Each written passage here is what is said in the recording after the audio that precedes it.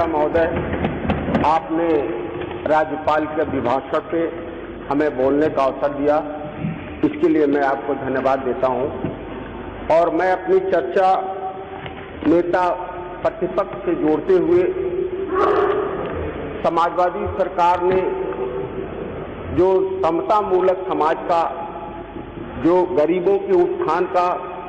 खास तौर पर समाज में उपेक्षित लोगों का, मुसलमानों का और अल्पसंख्यकों का,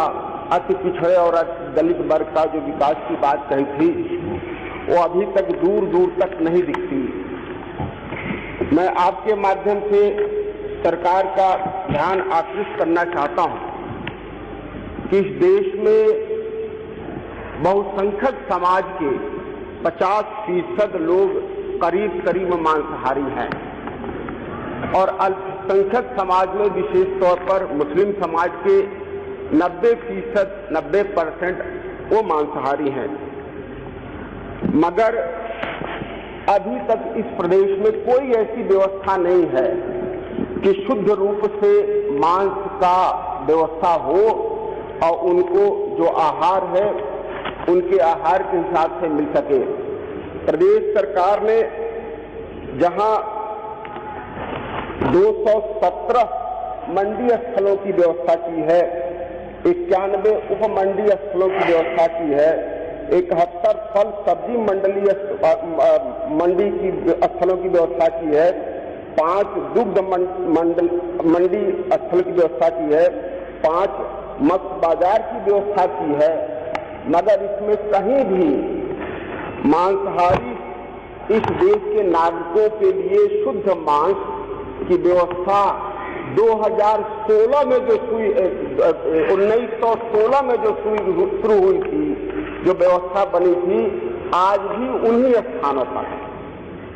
और इसकी वजह से दूर स्थानों पर बहुत सारे ऐसे जिले हैं जहां पूरे जिले में कहीं भी स्लॉटर हाउस की व्यवस्था नहीं है, जहां मांसाहारी लोगों को शुद्ध मांस मिल सके। और ऐसे में बीमार पशुओं का वध होता है, बीमार और प्रतिबंधित जानवरों का वध होता है, बीमार कुछ का वध होता है और उससे बीमारी फैलती है और उससे उत्सर्जित जितने खून है, मल पदार्थ है और जितने भी उत्सर्जित तत्व हैं वो नदियों नालों में जाते हैं, समाज में बिखेरते हैं, पंखे बिखेरते हैं। इससे समाज में प्रदूषण फैलता है और इससे पूरी तरीके से समाज में बीमारियां फैलती हैं। मैं आपके माध्यम से सरकार की तरफ ये सरकार का ध्यान आकृष्ट करना चाहता हूं कि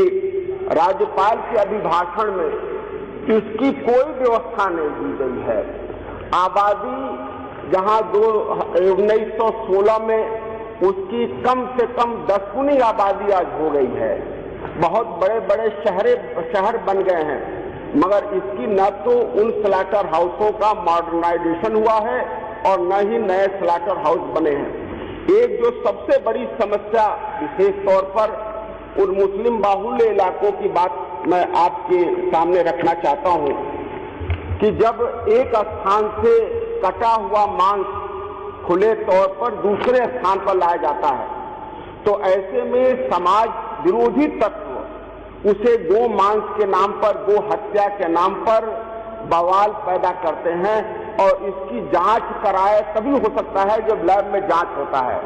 मगर तत्कालिक तौर पर दंगा भड़कने का सबसे बड़ा कारण है